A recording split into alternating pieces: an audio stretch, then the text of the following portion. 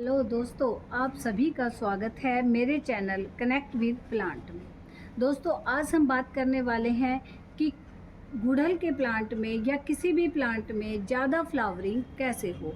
आज मैं आपको ये सब एक कंपैरिजन के साथ दिखाने वाली हूँ। दोनों, एक तो बहुत ज़्यादा प्लांट मेरा फ्लावरिंग से भरा हुआ है और एक सिर्फ ग्रोथ ले रहा है। ये मैं आपको कंपैरिजन दिखाने के लिए मैंने एक में कंपोस्ट नहीं डाला और एक में डाला है, ताकि आप इसके अंतर को बहुत अच्छे से समझ सकें। दोस्तों देखिए, अब मानसून का टाइम है। हमारे जो प्लांट हैं, हर प्लांट उसमें खाद दें या ना दें, वो बहुत ज़्यादा ग्रोथ ले रहे हैं, हरे भरे बहुत अच्छे से हो रहे हैं। लेकिन ग्रोथ लेने के बावजूद बहुत से प्लांट ऐसे हैं जिनमें कलियां नहीं बन रही हैं या फ्लावरिंग नहीं हो रही है। ऐसा ही मैं आपको एक प्लांट दिखा रही हूँ जो सिर्फ ग्रोथ ले रहा है।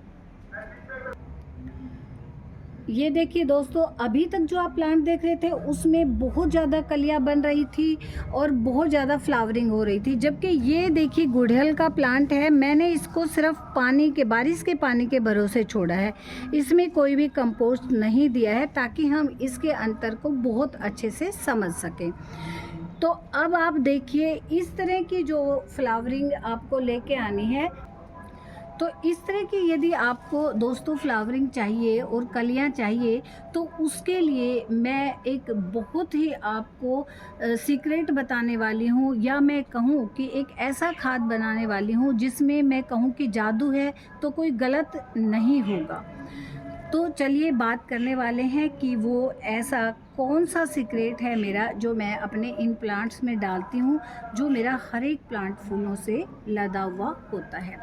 देखिए, पौधे की ग्रोथ के लिए और फ्लावरिंग के लिए हमें चाहिए नाइट्रोजन, फास्फोरस और कुछ न्यूट्रिशन।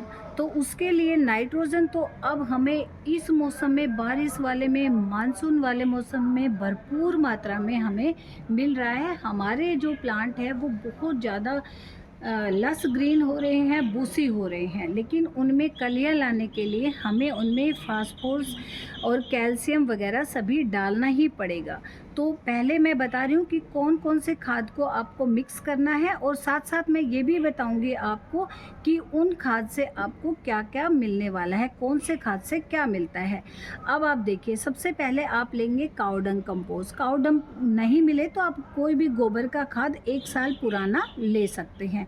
फिर आप लेंगे वर्मी कंपोस्ट, उसके साथ साथ आप सरसों खली, नीम खली, आप इसमें फंगस वगैरह ना लगे इसलिए आप लेंगे, और आप थोड़ा सा इसमें बोन मील ज़रूर मिलाएंगे। इन सब खाद को आप, सरसों खली को अलग रख लेंगे क्योंकि हम उसको मिला के नहीं डालेंगे, पानी में भिगो के डालते हैं। बाकी आप जो आपके खाद हैं उनको मिला के आप रख लेंगे। जो भी आपका फ्लावरिंग प्लांट हो, गुड़हल ही नहीं, कोई भी फ्लावरिंग प्लांट हो, आप उसमें उसके साइज़ के अकॉर्डिंग डाल दीजिएगा। बड़ा है तो उसमें थोड़ी सी मात्रा बढ़ा दीजिए, छोटा है तो मात्रा को कम कर दीजिए। अब हम डिस्कस करते हैं कि भाई जो हमने खाद बताए हैं उसमें कौन से खाद में क्या क्या चीज़ें हैं। तो सबसे पहले मैं बात करती हूँ गोबर खाद की। जो गोबर खाद होता है उसमें जो मुख्य तत्व होते हैं ना, उसमें थोड़ा बहुत नाइट्रोजन होता है, फास्फोरस होता है और पोटास होता है, जो कि फूलों और कलियों के लिए विशेष ज़रूरी होता है। और जो हमारा खाद होता है ना, गोबर होता है, गोबर का सड़ा हुआ खाद, 1 साल पुराना खाद, बिल्कुल गला हुआ खाद जो होता है, वो हमारी मिट्टी के स्ट्रक्चर को बहुत ज़्यादा सुधारता है। फिर वो धीरे धीरे काम करता है, तो जब महीने भर बारिश भी मिलेगी, वो खाद भी अपना काम करेगा, तो हमारा जो प्लांट है वो पूरा फूलों से भरा रहेगा। फिर हम वर्मी कंपोज की बात करते हैं, तो वर्मी कंपोज में भी थोड़ा बहुत नाइट्रोजन होता है, फास्फोरस होता है, और उसमें कुछ माइक्रो न्यूट्रिएंट्स भी होते हैं। अब आप कहोगे कि गोबर और उसमें वर्मी कंपोज में क्या ऐसा अंतर है। तो ये जो वर्मी कंपोज है ना, ये गोबर खाद से थोड़ा जल्दी फास्ट काम करता है, इसलिए हम वर्मी कंपोज का भी प्रयोग करते हैं। फिर हम बात करते हैं बोन मील, जो हम इसमें मिलाने वाले हैं। उसकी ज़्यादा मात्रा नहीं लेनी है। गमले में यदि आपका है तो आप 1 चम्मच आपको सफिशिएंट रहेगा। तो बोन मील क्यों लें? क्योंकि उसमें फास्फोरस और कैल्शियम होता है, जो कि कैल्शियम भी हमारे पेड़ों के लिए बहुत ज़रूरी होता है। इसलिए हम कोई रिस्क नहीं लेंगे, अपने हर प्लांट पे हमें फ्लावरिंग चाहिए ही चाहिए, तो हम बोन मील भी थोड़ा मिलाएंगे उसमें। अब बात करते हैं सरसों खली की। सरसों खली को आप इसमें मिला के मत रखिए, आपको उसे भिगोना है 2 दिन, और उसको भिगोने के बाद आप ध्यान रखें ढक के भिगोइए, क्योंकि उसमें थोड़ी स्मेल बनती है। 2 दिन आप भिगो लीजिए। 2 दिन के बाद उस भीगी हुई सरसों खली को आप छानिए, और छान के उसको पानी में डाइल्यूट करिए, और उसके बाद आप अपने सभी पौधों में दीजिए। यदि ये आप जादुई खाद अपने पौधों में देते हैं तो आपका प्लांट हो ही नहीं सकता कि फूलों से ना भर जाए।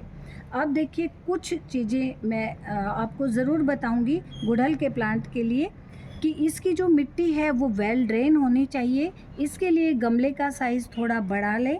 इसे फुल सनलाइट पसंद है तो इसे आप डायरेक्ट सनलाइट में रखेंगे। यदि आप इसे शेड में रखेंगे तो ये फ्लावरिंग नहीं करेगा, सिर्फ ग्रोथ लेगा।